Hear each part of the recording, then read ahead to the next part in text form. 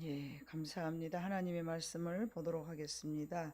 하나님의 말씀은 에스겔서 23장 36절에서부터 49절에 있는 말씀을 36절에서 49절에 있는 말씀을 한 절씩 교독해 보도록 하겠습니다. 제가 먼저 36절을 봉독하겠습니다.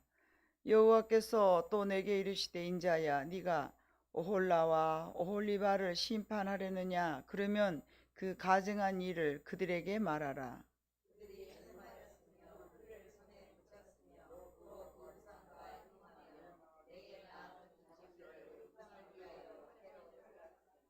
그 외에도 그들이 내게 행한 것이 있나니 당일에 내 성소를 더럽히며 내 안식일을 범하였도다.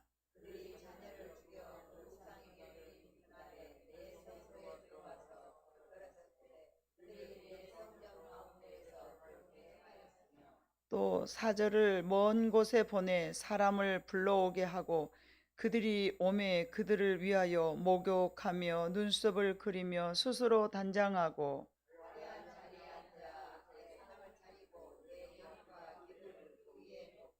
그 무리와 편히 짓거리고 즐겼으며 또 광야에서 잡류와 술 취한 사람을 청하여 오매 그들이 팔찌를 그 손목에 끼우고 아름다운 관을 그 머리에 씌웠도다.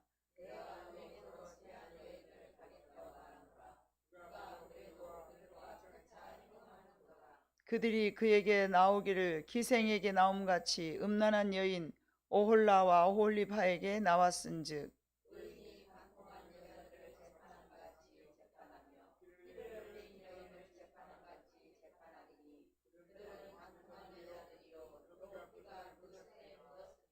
주 여호와께서 이같이 말씀하셨느니라. 그들에게 무리를 올려 보매 그들이 공포와 약탈을 당하게 하라.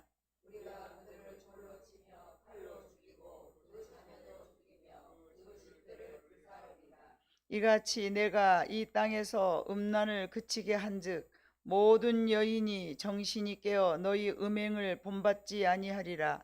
그들이 너희 음란으로 너희에게 보응한즉 너희가 모든 우상을 위하던 죄를 담당할지라.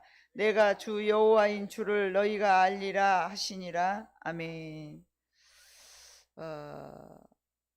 에스겔 선지자를 통하여서 부끄러운 여인 오홀라와 오홀리바를 통하여 말씀하고 계시는 하나님의 메시지인데 우리가 잘 그냥 읽죠. 그랬나 보다 그러고 읽지만 사실 여기 보면은 하나님 입장에서 보셨을 때에 너무 기가 막힌 그런 상황이거든요. 제가 그 부분을 여러분에게 다시 상세하게 그 본문의 내용을 말씀을 해보도록 하겠습니다. 하나님은 우리의 삶을 모두 감찰하시죠. 우리 대한민국 같이 CCTV가 잘 달려있는 데가 없다면서요. 그래서 이제 참 너무 CCTV가 달 붙어 있어서 이제 이렇게 조금 점도둑 뭐 이런 사람들 잡는 거는 그냥 수월하게 잡는 것 같아요. 근방에서 삽시간에 훔쳐 달아났어도 금방 잡아버리더라고요. 자, 드러난 하나님은 우리에게 드러난 죄뿐 아니라 깊은 생각까지도 꿰뚫어 보시고 하나님은 때로 죄에 대해서 우리를 심판하시지만 그 심판은 우리에 대한 어떤 질책이나 책망이 아니라 다시 우리를 소망으로 이끌어가는 모습을 알 수가 있습니다. 본문은 북이스라엘과 남유다의 죄악상을 적나라하게 밝히시고 심판하시고 또 하나님의 깊은 뜻을 깨닫게 하여서 우리로 하여금 주님 안에서 새로운 소망을 품게 하는 그런 내용인데요. 이제 조금 전에도 말씀드렸던 것처럼 우리나라에 CCTV가 많이 이렇게 붙어 있잖아요. 어떤 60대 남성이 본인 키만한 담벼락에 오르더니 장대로 감나무를 두드려서 감을 막 따기 시작했습니다. 그렇게 양손 가득 훔친 감들을 들고 이제 현장을 막 빠져나가려다가 이 남성이 경찰관에게 붙들리고 말았습니다. 이것은 우연히 내가 운이 나빠가지고 어쩌다 이렇게 붙들렸네 그것이 아니라 자기는 누가 나를 아무도 안 보겠지 그렇게 하고서는 남의 감을 막 땄는데, 사실은 인근에 그 설치된 CCTV를 통해서 관제센터에서 그 요원이 어, 보고 있었던 거예요. 아니 노인이, 이 노인도 아니죠, 요즘 60대면 이 어르신이 이렇게 남의 가물을 슬렁슬렁 따고 있네. 그러고 그거를 쭉 이렇게 보고 있다가 경찰에다 신고를 했어요. 신고를 했더니 이 범인을 잡게 된 거죠. 자, CCTV는 이처럼 우리의 일거수일투족을 지켜보고 있듯이 하물며 무소부재하신 하나님께서는 어찌 우리의 모든 생각을 감찰하지 아니하겠습니까? 우리는 사람의 생각을 알 수 없다 하지만 하나님은 우리의 생각을 다 알고 계시기 때문에 하나님의 눈을 피할 수는 없습니다. 그래서 불꽃 같은 눈이라고 우리가 그렇게 표현을 합니다. 자, 하나님은 북이스라엘과 남유다의 죄에 대하여서 오홀라와 오홀리바라는 자매에 빗대어서 말씀하심은 저들의 죄가 숨겨져 있었기 때문에 그렇습니다. 사마리아와 예루살렘의 그 통치자들은 겉으로는 하나님 여호와를 섬기는 것 같았었지만, 이 에스겔 사사 시대 때, 선지자 시대 때 이야기입니다. 아수르나 바벨론, 애굽나라 이 세 나라의 관계를 위하여서 그들의 우상의 문화를 받아들이고 그들이 원하는 것을 늘 이렇게 쫓아갔거나 비유를 맞췄거나, 하나님보다는 어찌됐든 아수르 또 바벨론 또 애굽의 사람들의 그 모든 문화를 받아들였기 때문에 눈으로 봤을 때는 하나님을 섬기는 사람들 같았었지만 속 내에서는 그것이 아니었음을 이제 하나님께서 말씀하시고, 이런 부분에 대해서 그냥 넘어가지 않고 용서하지 아니하시겠다는 하나님의 그런 내용이 담겨져 있는데, 이제 오늘 본문의 내용을 보면은 그들의 부끄러움을 하나님께서 적나라하게 말씀하시는 내용인데, 오홀라와 오홀리바를 심판하는 방법은 그들이 행한 가증한 일을 그들에게 말하는 것으로, 36절에 여호와께서 또 내게 이르시되 인자야 네가 오홀라와 오홀리바를 심판하느냐? 그러면 그 가증한 일을 그들에게 먼저 말해라. 왜? 그들이 행음하였다. 음란한 여인이다. 그리고 피를 손에 묻혔어. 사람을 죽이기도 하고 또 그 우상을 행음하여 내게 낳아준 자식들을 우상을 위하여 화제로 살랐다. 이들의 죄를 지금 말씀하시는 거예요. 이들의 죄를 너는 가서 선지자 에스겔에게 그 오홀라와 오홀리바에게 너가 이런 죄를 졌지 않았느냐라고 이것을 먼저 말하라는 것이에요. 또 그 외에도 그들이 내가 행한 것이 있나니, 자 38절 봐보세요. 그렇게 뭐 행음하고 우상 숭배하고 자기 자식을 우상에게 태워서 불살라서 준 것도 모질해서, 자 38절 39절 40절까지 봐보면 여러분 얼마나 이들이 수치스러운 일을 행했는지 몰라요. 그 외에도 그들이 내가 행한 것이 있나니 당일에 내 성소를 더럽히며 내 안식일을 범하도다. 당일에 이 말이 무슨 말이냐? 같은 주일날 안식일 날에 하나님도 섬기고, 39절 그들의 자녀를 죽여서 그 우상에게 드린 그날에 내 성소에 들어와서 더럽혔으며, 같은 날에 우상도 섬기고 하나님 앞에 와서 제사 지내고 그랬다는 거예요. 얼마나 이게 참 생각도 못할 일입니까? 예. 당일에 38절 당일에 내 성소를 더럽히며 내 안식일을 범하였도다. 그들이 자녀를 죽여 그 우상에게 드린 그날에 내 성소에 들어와서 더럽혔으면, 그들이 내 성전 가운데서 그렇게 행하였으면 또 사절을 먼 곳에서 보내 사람을 불러오게 하고 그들이 오니까, 이제 누가 왔어요. 이제 그 뭐 조금 전에 했던 그 바벨론이나 아수르나 뭐 애굽 이 동네 어떤 사람들이 왔어. 그러니까 그 당일날에 또 그들을 위하여서 목욕하고 눈썹을 그리고 스스로 단장하고 화려한 자리에 앉아서 앞에 상을 차려놓고 내 향과 기름을 그 위에 놓고, 하나님 앞에만 드려야 될 향은 사람들 앞에 이렇게 놓지 못하도록 그 레이기에서 보면 정해졌거든요. 근데 그 하나님 앞에만 드려야 될 그 향기로운 향을 우상의 제단에다 그 향을 또 차려놓았어. 그리고는 42절 그 무리와 함께 편히 짓거리고 즐기며 또 광야에서 잡류와 술 취한 사람을 청하여서 오매 그들이 팔찌를 그 손목에 끼우고 아름다운 간을 그 머리에 씌웠도다. 여러분, 하나님이 분노하게 생겼습니까? 안 하게 생겼습니까? 그래 놓고도 오홀라와 오홀리바가 이거를 감추고 살아온 거예요. 감추고 살아왔어요. 감추고 살아온 것을 하나님께서 CCTV 보시듯이 다 보신 거예요. 사람들은 속일 수 있었으나 이 하나님의 눈은 피할 수가 없었던 거예요. 예? 옛날 말에 밤의 말은 쥐가 듣고 낮의 말은 새가 들은다. 그래서 말을 함부로 하지 말라는 그런 내용이잖아요. 하나님은 우리가 무엇을 하든지 밤에 무엇을 하든 들판에 아무도 없는 데서 하든 다 보시고 계세요. 없으니까 여기나 해버려서 갔다가 실컷 여기도 그거 다 보고 계시고 다 듣고 계시고. 악은 누구에게서 나온다? 악은 악인에게서 나온다. 마음속에 쌓아진 것이 토솔이 되는 거예요. 선한 사람은 그 쌓은 선에서 선이 나오고 악한 사람은 그 악한 것이 쌓여져서 악이 나오고. 누가 나 건들지 않으면 나는 가만히 있어. 건드렸을 때 나오는 것이 그 자기 모습인 거예요. 누구든지 안 건들면 멀쩡하죠. 근데 예수님은 건드려도 악을 냈습니까? 아무리 짓밟아도 그분은 악이 없기 때문에 악한 모습을 볼 수가 없었어요. 가만히 있으면 괜찮은데 나를 건드니까 내가 악이 나와. 왜 건들게 하실까요?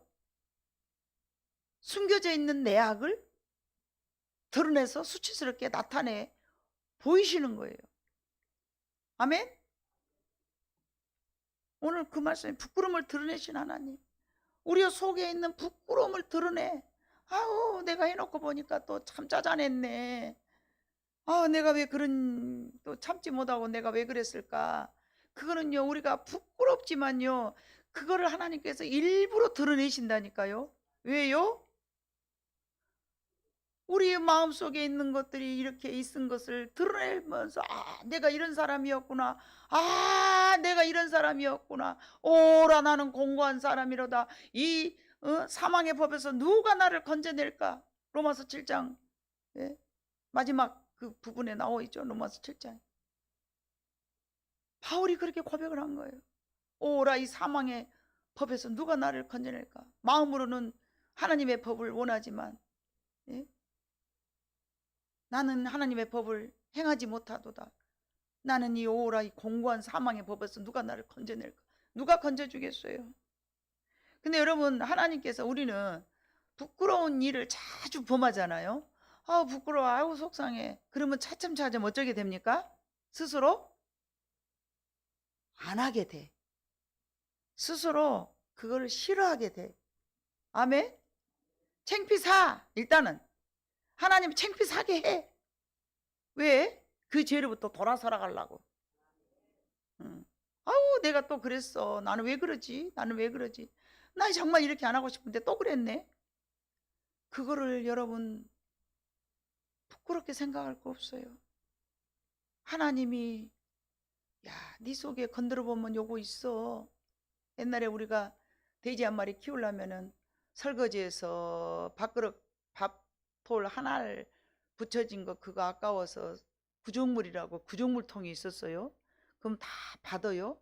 그럼 받으면 무게가 맑은 물이 나오잖아요. 그 쌀물도 아까워서 맑은 물을 버려버리고 밑에가 막 뭐 하여간 뜬물 뭐 별의별 거 뭐 지저분한 거에 다 가라앉았어요. 그러면 우게 물만 맑은 물만 싹 따라 버리고 돼지를 키울 때 그놈을 이제 밑에 있는 까랑져 있는 물을 주면 먹고 살 것도 없는 시절이라 그것도 아까워서 돼지가 그걸 먹어요.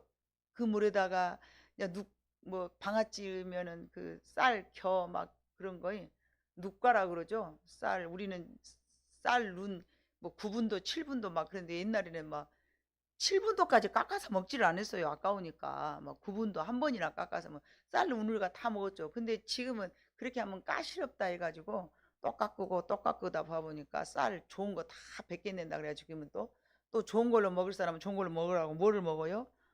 현미를 먹어. 구분도도 아니고 껍질만 벗겨낸 거. 근데 옛날에는 막 그 구분도 하고는 한 번만 껍질 뺏기고 나면은 이제 이렇게 막 이렇게 뭐 나올 것이 그닥 없죠. 그래도 그것도 아까워서 이제 돼지 준다고 해놔요. 근데 예를 들어서 이제 돼지를 주려고 구조물통을 받아놨는데 모르고 이제 아니 알고라도 다른 물을 거기다 부어. 또 이제 설거지하면 뭐가 또 나왔어. 그때는 퐁퐁도 안 쓰니까 이렇게 구조물이 나와서 그나 거기다 쪼르륵 부수면은 밑에 있는 가랑졌던 것들이 어떻습니까? 훅 올라와요. 지저분해 불어요. 가랑졌을 때는 얌전해 갖고 물이 맑아네요. 근데 거기다 건드려서 훅 부숴놓잖아요. 그러면 훅 올라와요. 그것처럼요 우리 심령에 더러운 찌끼 같은 것들이요 다 가랑자 갖고 앉았다가요 누가 건들면요 훅 올라오면 볼만장만 해버려요. 여러분 얼마나 우리 심령이 더러고 아까운지 몰라. 잠시도 못 참고. 근데 하나님은 그걸 우리를 다 관찰하신다는 얘기죠. 올리아 올바마가 이렇게 하나님을 참 눈속임을 하면서 안 해야 될 짓을 한 거예요. 어떻게 당일에 제사 지내고 하나님 예배드리고 그럴 수가 있냐 말이에요. 여러분 상상을 해보세요. 이거는 해도 극악 무도한 짓거리잖아요. 절간에 갔다 교회 왔다 지금 이런 식의 한날에.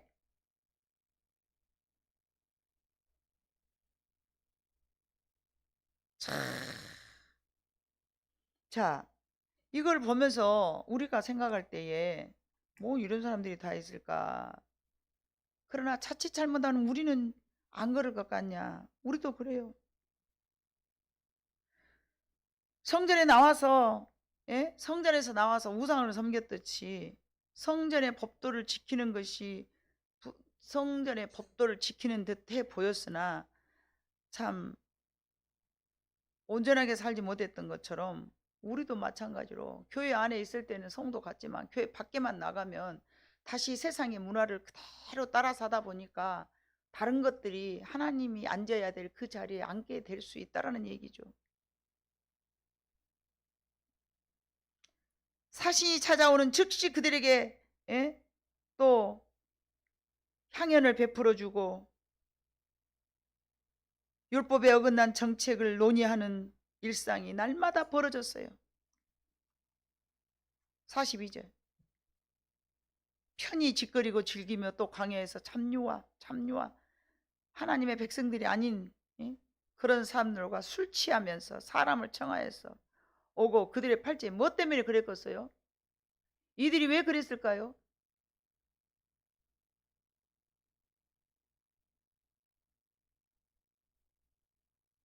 화려한 자리에 앉아 앞에 상을 차려놓고 하나님의 향을 갖다가 하나님 앞에만 올려야 될 향을 갖다가 잡류들과 앉아서 술 취하고 뭐 했겠어요 여러분? 뭐 하느니라고 술 취한 사람들과 함께 모여서 팔찌를 그 손목에 끼우고 아름다운 관을 그 머리에 씌워주면서 뭐 했겠냐 말이야. 서로 교제하고 서로 뭔가 이득을 얻기 위하여서 성전 안에서는 거룩한 그냥 그리스도인처럼 그렇게 하나님의 백성인 것처럼 하고 나가면 세상 사람들하고 똑같이 43절 내가 음행으로 쇠한 여인을 가리켜 말하노라 그가 그래도 그들과 피차 행음하는도다. 그들이 그에게 나오기를 기상에게 나옴같이 음란한 여인 오올라와 오올리바바에게 나왔은즉 의인이 간통한 여자들을 재판함같이 재판하며 피를 흘린 여인을 재판함같이 재판하리니 그들은 간통한 여자들이요 또 피가 그 손에 묻었어요. 그 피가 왜 묻었어요? 자식을 태워서 제사로 올려보내는 사람을 죽이는 그 애미들. 하나님이 생각하실 때에 하나님의 여러분 저는 기도하다 말고 뭔가 제 마음속으로 이거는 바깥으로 드러나 보이지도 않지만 내 마음속에 약간 하나님의 말씀하고 꺼린 듯한 그런 마음이 내 안에 도사리고 있을 때 있어요. 그러면 이제 그거를 발견을 해. 모를 때는 모르고 해. 근데 발견을 하고선 하나님 제가 이런 나쁜 마음을 내 마음속에 살짝 먹었었네요. 하나님 용서해 주세요. 그러면 두 눈에서 눈물이 쭉 나오죠.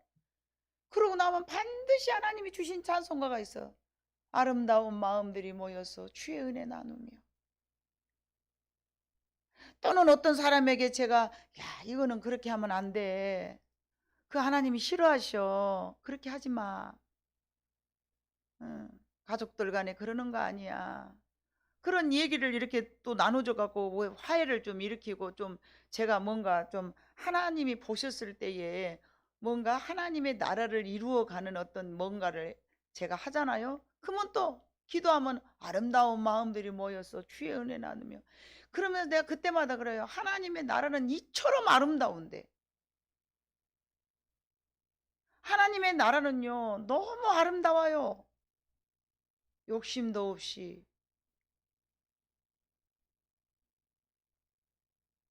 네. 그래서 바울이 항상 자기를 죽인다 그랬잖아요. 자기를 죽인다 그랬잖아요. 우리는 예수 안에서 자기의 감정을 항상 죽여야만 예수 그리스도가 나타납니다. 내가 살아가고 있으면 예수님이 나타날 수가 없어요. 내가 죽어야 하나님이 높여지는 것입니다. 근데 이렇게 참 못된 짓을 했음에도 불구하고 나는 아무렇지도 않은 즉,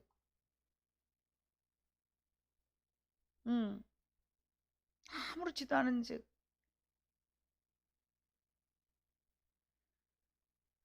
우리도 역시 이렇게 우리의 삶과 신앙은 매우 다를 수 있어. 우리의 삶과 우리의 신앙이 이렇게 서로 하나가 되지 않을 때 그 시기가 있어요. 제가 해보니까 그러더라고요. 너무 괴롭더라고요. 말씀은 다 아는데 그 말씀을 이루고 살아가려는데 안 되는 거예요. 안 되는 거예요. 왜 이렇게 말씀처럼 안 사라질까? 왜 이렇게 말씀처럼 내가 행동하지 못할까? 왜 이렇게 말씀처럼 내 마음가짐이 그렇게, 예? 주님이 말씀하신 그런 심령이 안 되는가?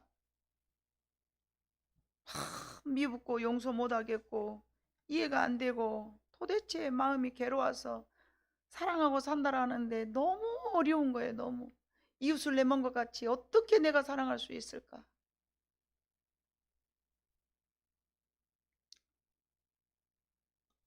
우리도 에스겔을 통해서 경고하시는 하나님의 목소리를 떠올려 봐야 될 줄로 믿습니다. 우리의 삶과 신앙을 일치시키는 것은 그 무엇보다도 중요합니다. 신앙과 삶을 일치시킨다는 것이 이게 성화인데요. 정말 우리는 그래도 그렇게 해야 됩니다. 예수 믿고 구원받았으면요, 이제 성화의 과정이잖아요. 그 성화의 과정을 얼마쯤에서 내 인생이 마칠지 그는 아무도 모르죠. 하나님은 죄를 미워하시며 우리의 위선에 속지 않으십니다. 사람은 속일 수 있지만 하나님은 속으시지가 않아요. 언제라도 우리 속에 더러운 것들을 드러내시며 징계하실 수 있습니다. 그러나 간혹 우리를 드러내시는 경우가 있는데 그것은 우리를 파멸하기 위한 것이 아니라 회개할 기회를 주시기 위함인 줄로 믿습니다. 감추어진 죄 때문에 하나님의 은혜에 대해서 점점 멀어져 가고 있지 않은지, 우리의 삶과 신앙이 분리되고 있지 않은지 우리는 점검해 봐야 될 줄로 믿습니다. 하나님은 우리의 부끄러움을 드러내시는 그런 이유는요, 오직 한 가지입니다. 오직 그 죄에서 돌아서기 위함이신 것이죠. 창세기 3장에도 아담아 네가 어디 있느냐, 얼마나 창피했겠습니까? 아담은 부끄러워서 숨었다고 말했습니다. 그러나 그 죄를 하나님께서는 지적질하려고 그런 게 아니에요. 거기서 빨리 떠나라기를 말하는 것이죠. 그랬더니 아담이 그 죄를 드러내갖고 어머 맞아요, 부끄러웠어도 자신 있게 어머 순간 내가 죄를 졌지만 제가 잘못했습니다 해야 되는데 막 이 핑계 저 핑계. 여러분 그잖아요. 우리가 애들을 다 뻔히 알아. 너 이거 하면 안 되는데 그랬더니 막 핑계 대봐봐요. 그럼 어때요? 그 엄마가 추궁한 것을 그만 멈춥니까? 아니잖아요. 본인이 잘못했다는 걸 실토할 때까지 계속 추궁하잖아요. 애들만 그래요? 모든 인간의 관계 속에도 마찬가지예요. 근데 누군가가 내 죄를 지적해 줬을 때 우리는 핑계대지 말고 용감하게 맞다, 나 그랬다. 그리고 질책하는 사람은 우리가 피하잖아요. 그리고 칭찬해 준 사람은 막 커피라도 한 잔 사주고 싶고. 근데 반대로 살아야 돼요. 쉽지는 않겠지만. 쉽지는 않겠지만 저도 우리 성도들이 다 알아요. 우리 목사님이 그런 건 잘못된 거야 그러고 지적해 줄 때 부끄러움을 느낀다는 거 다 알죠. 그러나 그거를 충분히 이길 만한 사람들에게는 그건 그렇게 하면 안 됩니다 이렇게 말을 하는 것이고, 그걸 감당하지 못하겠으면 얘는 아직 이런 말 하면 안 되겠구나 그러고 안 하는 거예요. 몰라서 안 하는 게 아니라 아직은 받아들일 형편이 안 되니까 제가 안 하는 거예요. 일러주고 또 잘못된 것을 우리에게 누군가가 가르쳐주면 감사해서 어머 내가 그랬구나, 내가 그런 사람이었구나. 저도 처음에는요 난 혈기도 안 냈는데 집사 시절 때 어머 집사님 속에는 혈기 있네 그럼 막 화가 나더라고요. 아니 나 혈기도 안 냈는데 왜 혈기가 있다고 그래. 그때는 몰랐어요. 지금 생각해 보니까 그러구나. 원래 내 속에 존재되어 있었던 것들을 그 눈으로 봤구나. 지금은 혹시라도 그런 말을 해주면 그래요? 어메 그러구나. 나 기도해봐야 쓰겠소야. 어디서부터 그놈이 들어왔을게라. 말해주면 고맙죠. 고맙죠. 얼마나 감사합니까. 누가 나를 그렇게 일러주겠어요. 막 같이 화가 나갖고 이러면 같이 이제 맞불이 켜지니까 좀 그런 건 좀 피하고요. 조용하니 은밀하게 커피 한 잔 마시면서 집이가 요새 밥은 게 은혜가 떨어져 갖고 좋게 맛이 간 것 같소. 요 정도로 말하면 여러분 받아들이지 않겠어요? 커피 먹고 앉아서 씨알데없는 소리 하지 말고. 아이고 요새 제가 좀 은혜가 안 돼야 나를 위해서 기도 조금 해주세요. 이 정도 신앙인이라면 더 이상 바랄 것이 없을 것 같아. 그런데 뭐 조금 이렇게 어메 권사님 조금 요새 은혜가 좀 떨어졌는가 조금 그래 그러면 막 부끄럽다 그래요. 근데 그 부끄러움을 여러분 개의치 않아야 돼. 뭉쳐서 눈사람 아주 뭉치대기 요만했던 그 나쁜 죄가 눈사람은 뭉치면 뭉칠수록 굴러갈수록 커지잖아요. 죄가 이만한 시작은 미약해서 나중에 엄청 커버려요. 우리는 복만 시작은 미약하고 나중은 창대할 거 생각하죠. 죄는요 시작은 미약하나 나중은 엄청 창대해버려요. 쬐끈한 죄 있을 때 싸가지가 올라오지 못하러 확 밟아버려 쓰겠다. 저는 풀 뽑을 때마다 하단에 좀 풀이 많아요. 그럼 뽑을 때마다 아이고 내 심령이 이렇게 풀이 지랄같이 많이 났을 텐데 나오기만 하면 뽑아보자. 나오기만 하면 뽑아보라. 밤매 봐보세요. 밤매 봐요. 한 번 손 빠져보면요 묵전밭 되어버려요. 근데 그 꼴 보기 싫으니까 씨 받아버리지 않으려고 계속 뽑아버리는 거예요. 그냥 너는 씨를 받지 마라. 아주 네가 인가 내가 인가 봐보자 막 이러면서. 우리의 심령 속에 죄도 그래야 돼요. 늘 자꾸 뽑아내야 돼. 한 번도 안 뽑아내면 주님 만나서 부끄러워서 어떻게 살라고 그래요. 주님이 우리의 죄를 모든 것을 다 담당하시기는 하셨지만 회개를 안 하면 부끄러운 거예요. 오늘도 하나님 올라와 올리바 봐보세요. 어떻게 하나님 재단에서 오늘 주일 성수를 하고 금배 가갖고 사람 새끼를 금배 자기 자식을 태워 죽이고 그런 일을 하냐 말이에요. 능지처참을 당해도 쌀 아주 위인들이잖아요. 근데 그것들이 우리라고요. 천만의 말씀이요. 목사님 내가 언제 그래요. 성전에 나가면서 우리는 근심하고 염려하면서 돈이 좋아 하면서 그러잖아요. 안 하기는 뭘 안 해요. 예배 드릴 때는 거룩한 천사 같지만 바깥에만 나가면 돈.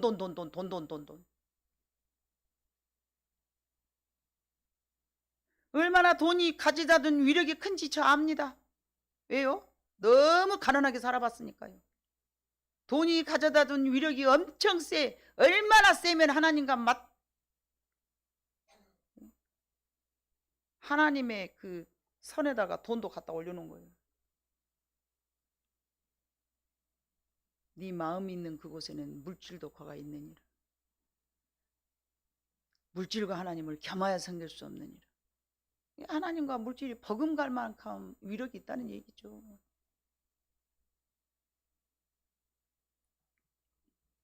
그럼에도 불구하고 우리는 아니야. 나는 하나님만 섬겨. 절에 안 갔으니까 절에는 안 갔겠죠.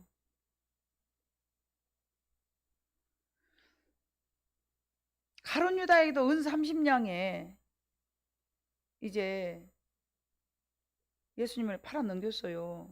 근데 하나님께서 기회를 주셨어.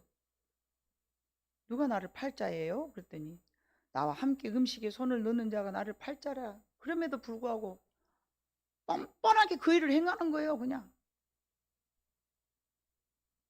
가룟 유다가 로마 병정들과 함께 예수님이 겟세마네 동산에서 기도하고 왔을 때 검과 몽치를 들고 왔어요. 가룟 유다에게 예수님 뭐라 하는 거예요? 네가 행하고자 하는 것을 어서 행해라. 베드로는 똑같이 예수님을 모른다고 부인했으나 그러나 네가 닭이 울기 전에 나를 3번 부인하리라. 그 닭 울음소리를 듣고 그가 회개를 한 거예요. 회개. 예. 베드로가 얼마나 부끄러웠겠어요. 닭 울음소리. 아마 베드로는요 평생 닭 울음소리만 들으면 울었을 것 같아. 아, 닭아 고맙다 그랬을지 어쩔지 아무튼 모르겠지만 닭 울음소리만 들으면 베드로는 가슴이 철렁철렁했을 거예요. 더 잘해야지, 더 잘해야지. 나는 예수님을 모른다고 부인했던 놈이요, 나 같은 놈은 없어. 그럼에도 불구하고 하나님 나를 사랑해 주셨잖아. 나는 아주 그냥 더 잘할 거야, 더 잘할 거야 하면서 그 닭 울음소리를 하나님의 음성으로 들었을 거 아니겠습니까? 얼마나 부끄러웠죠. 베드로도 얼마나 부끄러웠겠어요. 자기의 수치를 드러냈는데. 감추어진 죄 때문에 하나님과 멀어진 것을 깨닫게 된 것이죠. 베드로도. 하나님은 우리의 삶을 다 보고 계시는데, 그리고 우리들의 죄를 다 기억하고 계시는데, 그에 따라 심판도 하시는데, 심판의 목적은요 진멸이 아니라 회개이고 회복입니다. 하나님과 관계의 회복. 우리는 다른 사람의 그 실패한 모습을 보고서 그 사람과 똑같이 행하는 사람은 정말 어리석은 사람이라고 말을 하죠. 그러나 말씀을 보면서 오홀라와 오홀리밥을 보면서 이 사람 어리석었다. 그래서 우리는 안 해야 돼. 생각이 조금이라도 있다면 다른 사람의 실패를 보면서 뭔가 하나라도 깨달아야 돼요. 아멘. 저 사람이 저렇게 하더니 넘어졌네. 난 절대 저렇게 안 해야 되겠다. 근데 저 사람 이상하네. 그렇게 하고 말아본 사람들이 너무 많아요. 그렇게 보면서 나를 뒤돌아보면 얼마나 좋겠어. 지난 주일의 말씀처럼 하나님께서 에스겔에 내가 너의 기쁨을 빼앗으리라 하셔서 자기 아내를 빼앗아 간 거예요. 그리고는 이스라엘 백성들에게 말씀하시는 거예요. 내가 너희들의 자녀를 빼앗아 갈 거야. 빨리 돌이켜서 회개해. 그게 바로 이스라엘 모든 백성에게 전하시는 하나님의 메시지였어. 그 때문에 그때라도 깨닫고 하나님 앞에 돌아오기를 하나님은 원하신 것이죠. 때로는 우리들에게 간혹은 말씀을 들을 때 수치심을 느낄 때 그것을 그냥 넘어서는 안 됩니다. 부끄러울 때 있죠. 하나님의 말씀을 듣고 어머 내가 부끄럽다, 진짜 내가 머리를 둘 수가 없다 할 정도로 부끄러울 수가 있습니다. 그러나 그 부끄러움은 하나님께서 여러분들을 사랑하시는 귀한 메시지인 줄로 믿습니다. 우리 하나님께서는 우리의 치부를 드러내실 때 반드시 이유가 있다는 것을 기억하시기를 바랍니다. 그것은 징벌이 아닌 회복을 위한 솔루션이라고요. 욥의 고난을 봐보세요. 얼마나 부끄러웠겠어요.